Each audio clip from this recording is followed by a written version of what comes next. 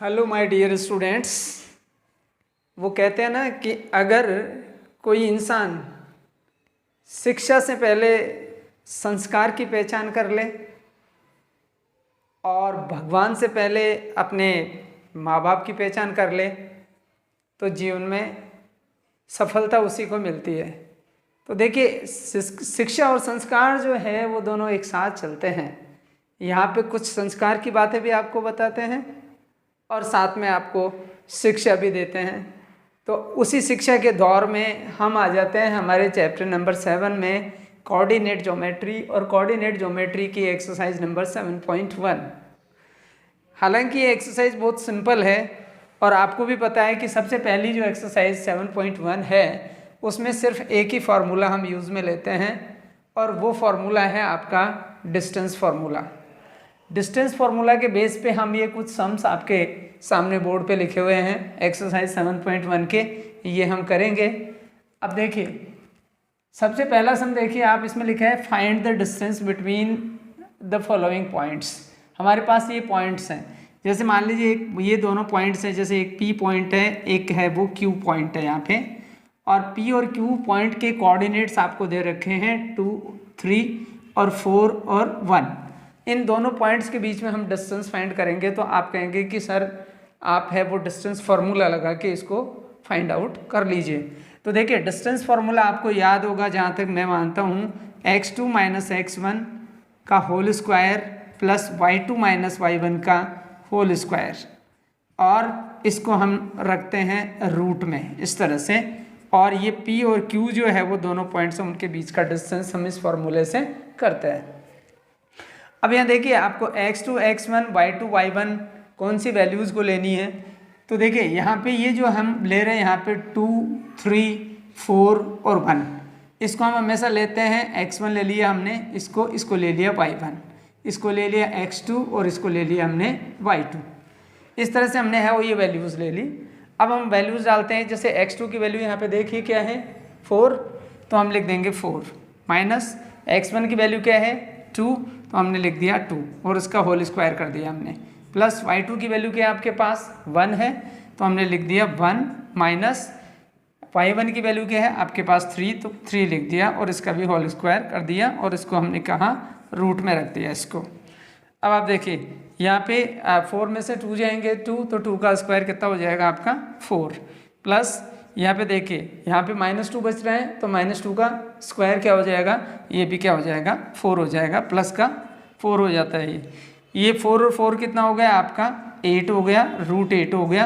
अब √8 को हम फैक्टराइज भी करके और इसको इस तरह से हम लिख सकते हैं 2√2। तो ये देखिए हमारे पास डिस्टेंस आ गया PQ डिस्टेंस, P और Q पॉइंट के बीच का जो डिस्टेंस है वो कितना है 2√2 यूनिट्स है। तो ऐसे हम डिस्टेंस फार्मूला यूज़ करके और सेकंड सम को भी करेंगे और थर्ड सम को भी हम इस डिस्टेंस फार्मूला से ही करेंगे। तो देखिए, अब सेकंड सम को हम कर रहे हैं यहाँ पे जैसे इसकी कोऑर्डिनेट्स हमारे चेंज हो गए हैं, और ये कोऑर्डिनेट्स हैं, देखिए आपके पॉइंट्स तो PQ ही हैं, लेकिन ये जो कोऑर्डिनेट्स हैं ये कोऑर्डिनेट्स हमने चेंज कर दिए, अकॉर्डिंग टू क्वेश्चन हमने चेंज कर दिया है। अब देखिए अकॉर्डिंग टू क्वेश्चन क्या है हमारे पास, अकॉर्डिंग टू क्वेश्चन है कि हमारे पास ये पॉइंट्स हैं, ये है -5, ये है 7, ये है -1 और ये है 3।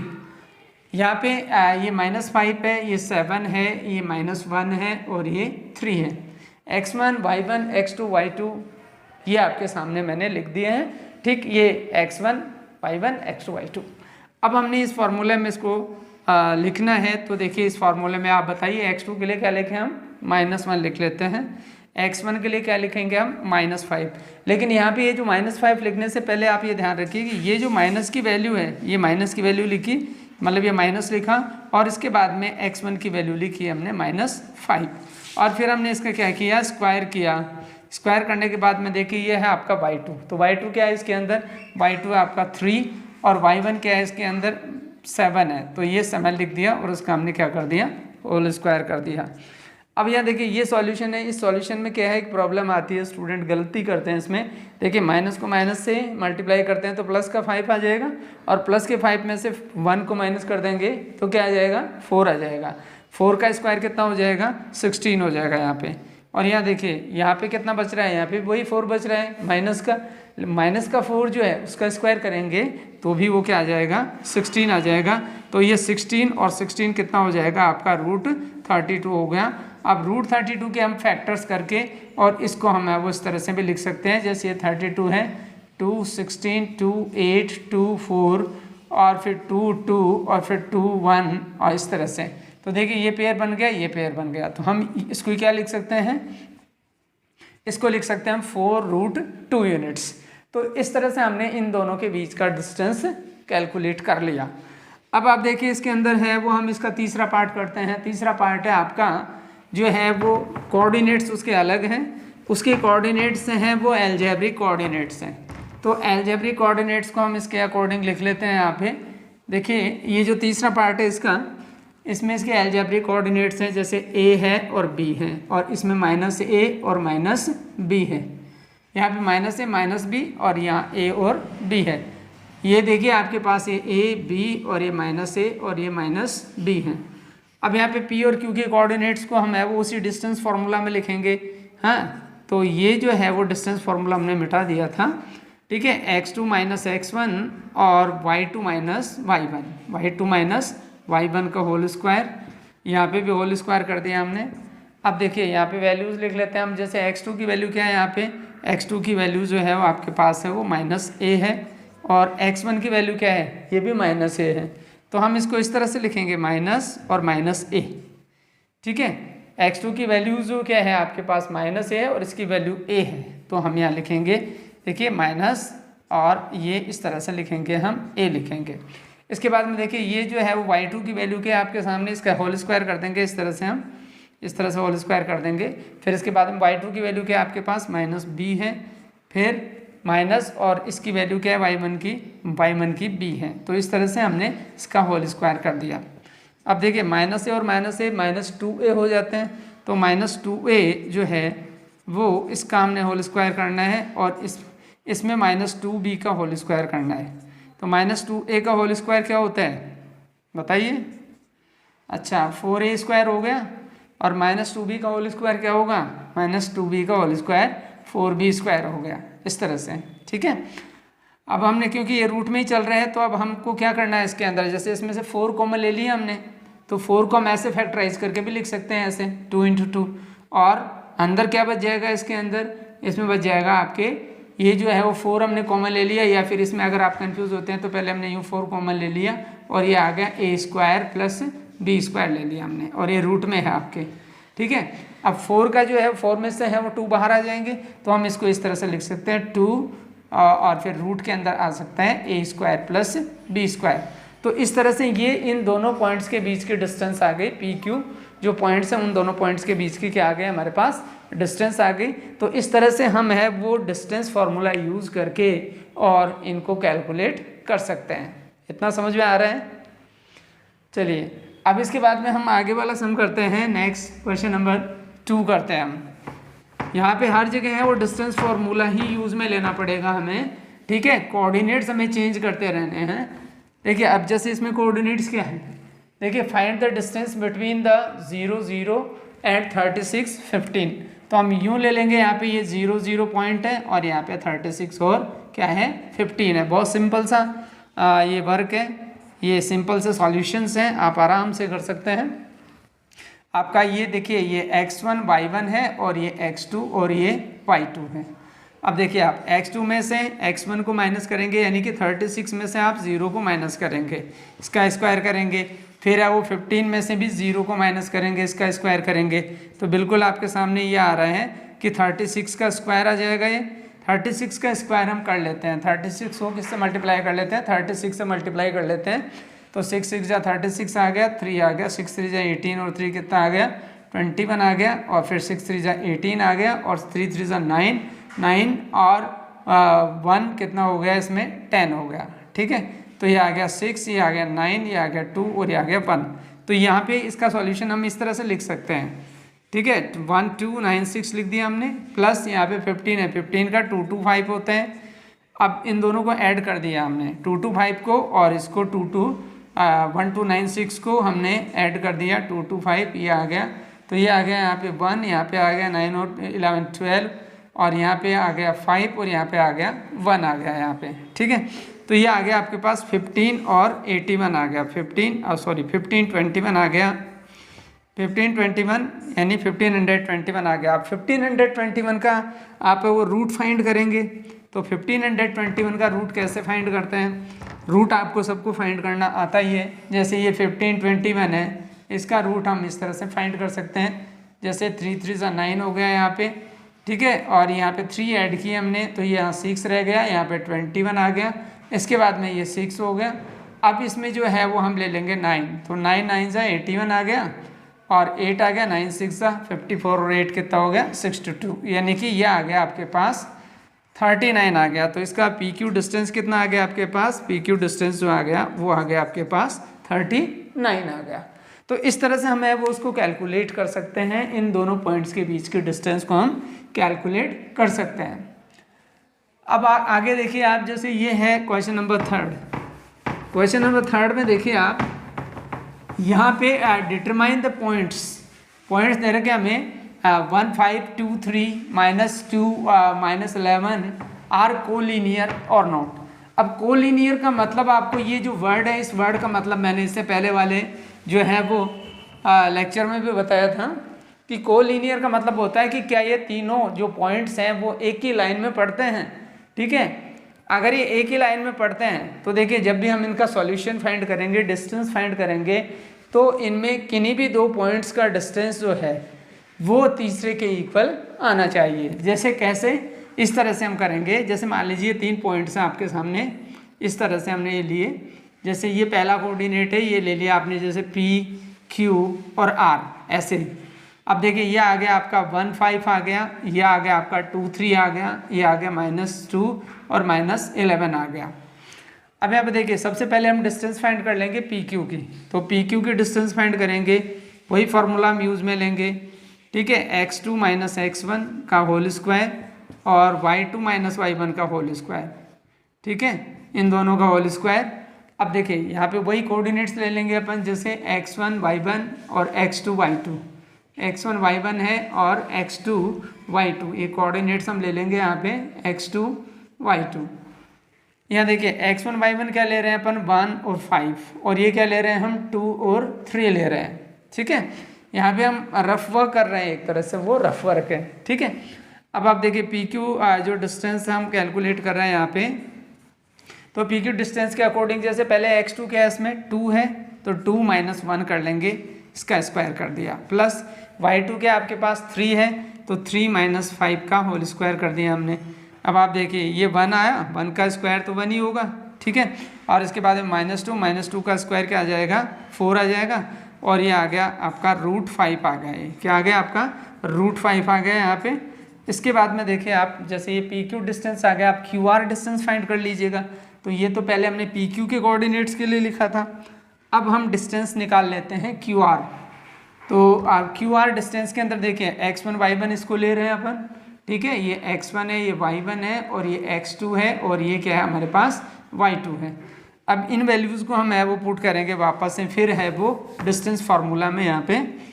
तो देखिए डिस्टेंस फार्मूला में जब इनको पुट करेंगे तो यहाँ पे हमारे पास डिस्टेंस आएगा QR डिस्टेंस आएगा। यहाँ पे देखिए हम डिस्टेंस फार्मूला में पुट कर रहे हैं इसको, x2 - x1 का whole square plus y2 - y1 का होल स्क्वायर, ठीक है, ये इनका हमने है वो डिस्टेंस फाइंड किया। अब देखिए इसमें हम वैल्यूज़ पुट कर रहे हैं, तो यहाँ पे देखिए यहाँ पे -2 ले लेंगे हम, और ये माइनस जो है वो आ जाएगा 2, इसका होल स्क्वायर कर दिया। फिर यहाँ पे y2 क्या है -11 है, और यहाँ पे क्या है -3, इस तरह से इसका होल स्क्वायर कर दिया हमने। ये -4 आया, -4 का कितना हो गया आपका 16 हो गया, और इसके बाद में ये देखिए आप ये प्लस, इसके बाद में ये 14 है, 14 से कितने होते हैं 196 होते हैं, ठीक है, 196 आ गया, इसका दोनों का इस तरह से हमने अंडर रूट कर दिया। अब 16 और ये इन दोनों को ऐड कर दिया हमने, 6 और 6 12 हो गया, ठीक है, 9 और 1 10 1 11 हो गया, और ये क्या आ गया यहाँ पे 2 आ गया, 212 आ गया यहाँ पे। अब 212 को भी हम है वो फैक्टराइज कर सकते हैं, ठीक है, फैक्टराइज कर सकते हैं। तो ये हमारे पास क्यू आर डिस्टेंस आ गया। क्यू आर डिस्टेंस के बाद में देखिए अब हम लेंगे पी और आर का डिस्टेंस। ठीक है, पी आर का डिस्टेंस है, इसके कोऑर्डिनेट्स अलग हैं, इसके कोऑर्डिनेट्स हम अब ये ले रहे हैं, जैसे 1 और 5 लिया हमने, 1 और 5 लिया, फिर लिया हमने जो है वो -2 और -11 लिया। ठीक है, अब देखिए यहाँ पे डिस्टेंस हम फाइंड कर रहे हैं P R distance. P R distance में देखिए वही फार्मूला में यूज़ में लेना है, जैसे x2 - x1 का होल स्क्वायर कर दिया हमने, प्लस y2 - y1 का होल स्क्वायर कर दिया। अब ये दोनों का होल स्क्वायर करके और देखिए अब वैल्यूज़ ले रहे हैं यहाँ पे, y2 क्या है, x2 क्या है, -2 है, और x1 क्या है, इसके अंदर x1 है वो 1 है। ठीक है, इसका स्क्वायर कर दिया हमने। इसके बाद में देखिए y2 क्या है आपके पास -11 है, और ये क्या है y1 क्या है -5 है, तो इसका स्क्वायरिंग कर दिया। तो देखिए -3 हो गया, -3 का होल स्क्वायर कितना होता है, 9 होता है।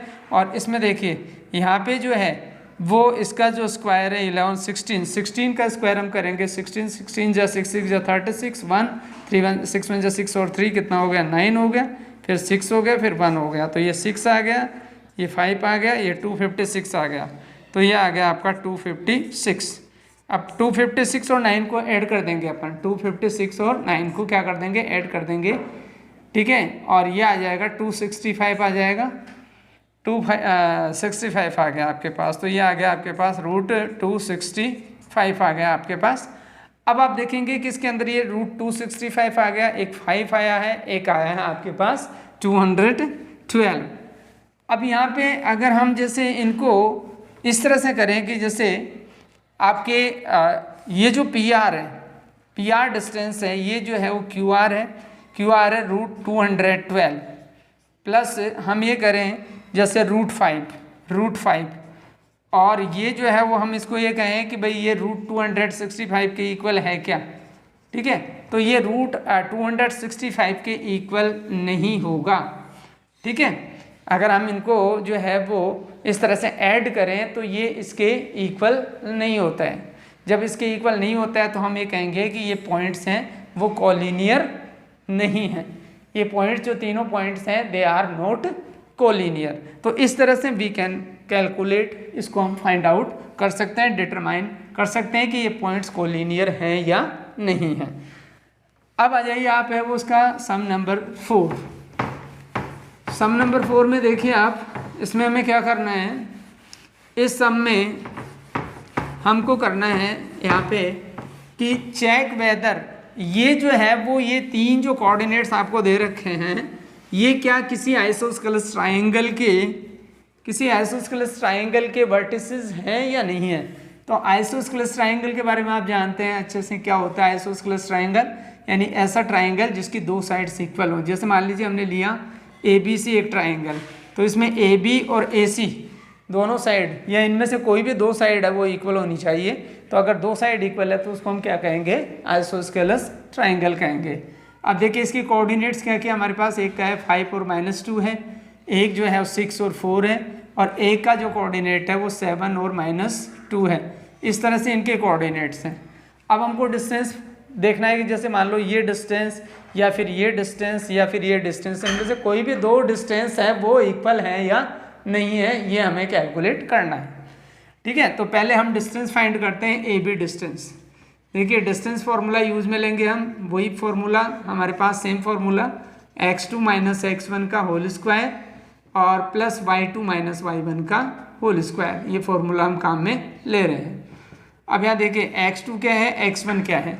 x2 जो है वो उसके अंदर देखिए a और b लिया हमने, तो यहाँ पे एक 5 है, एक 2 है, -2 है, एक 6 है, एक 4 है। तो यहाँ पे देखिए हमने क्या किया, जैसे ये है आपका x1 y1 और x2 y2।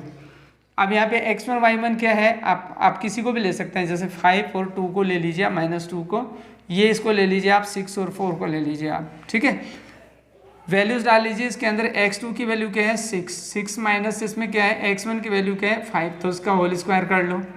प्लस y2 क्या है इसके अंदर, y2 है वो -2 है, और y1 क्या है, y1 जो है y2 जो है वो 4 है, और y1 क्या है, y1 जो है वो उसके अंदर -2 है।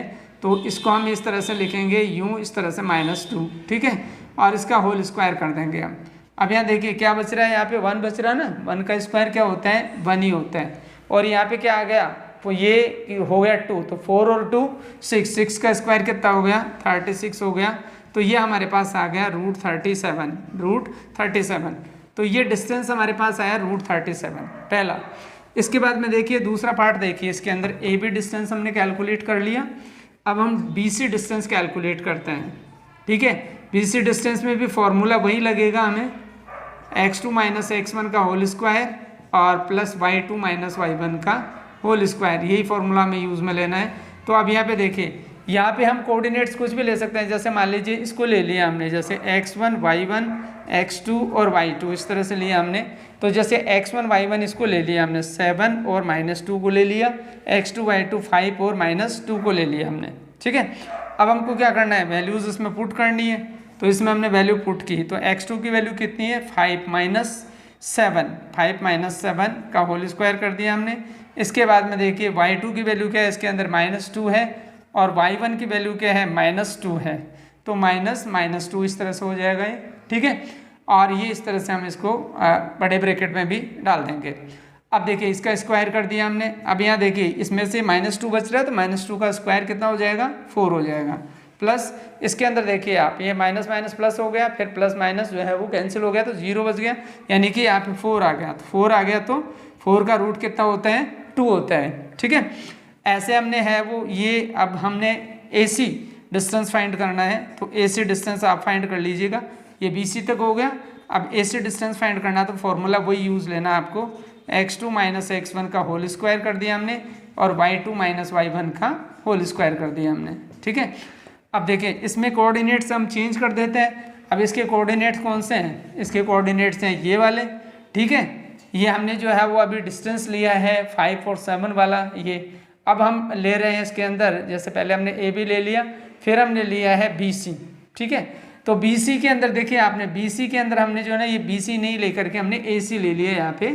ठीक है, अब BC ले लेते हैं हम। अब यहाँ BC ले लेते हैं, तो BC के ये कोऑर्डिनेट्स हमारे, तो BC के कोऑर्डिनेट्स में जैसे x1 y1 और x2 y2 इस तरह से हम ले लिया हमने। ठीक है, x2 y2 ये आ गया 6, ये 4, ये 7 और ये -2। अब देखिए यहाँ पे हमने फार्मूला लगा लिया, यूज़ में ले लिया। अब x2 माइनस x1 यानी 7 माइनस 6 का होल स्क्वायर कर दिया हमने, प्लस यहाँ पे y2 माइनस y1 तो यानी -2, और यहाँ पे y1 क्या है, y1 है वो आपका जो है वो 4 है, तो इसका होल स्क्वायर कर दिया हमने। तो देखिए ये 1 का स्क्वायर है। ठीक है, तो 1 का स्क्वायर तो 1 ही हो गया, और ये 4 6 का स्क्वायर कितना हो जाएगा, 36 हो गया। तो ये कितना आ जाएगा आपका रूट 37। देखिए यहाँ पे आप जब देखेंगे इसको, तो इनमें एक वैल्यू ही आ रही है, रूट 37 आ रही है, एक 2 आ रही है और एक रूट 37 आ रही है। तो अब आप मुझे बता सकते हैं कि इसमें बताइए कौन सी साइड से वो इक्वल है। हाँ, तो हम कहेंगे ना BC साइड इक्वल है। BC साइड कौन सी साइड के इक्वल है, AB के इक्वल है, यानी ये हमारी BC साइड है इस AB साइड के इक्वल है। और इस तरह से ये हो गया आपका एक आइसोस्केलस ट्राइंगल। और हम ये कह सकते हैं कि these are the vertices of the isosceles triangle. ठीक है, तो इस तरह से हमने है वो ये सॉल्यूशंस आपके सामने किए। We have done these solutions in front of you. ठीक है, और मुझे लगता है कि भाई ये कम से कम ये एक हल्का सा एक सिंपल सा डिस्टेंस फार्मूला लगा करके हम इनको सॉल्व कर रहे हैं, और बहुत ईजी से एक्सरसाइज है। अच्छा स्कोरिंग कर सकते हैं, बहुत अच्छा स्कोरिंग कर सकते हैं। बस थोड़ा सा केयरफुली है वो इन वैल्यूज़ को इस फार्मूला में पुट करके कैलकुलेशन करनी है।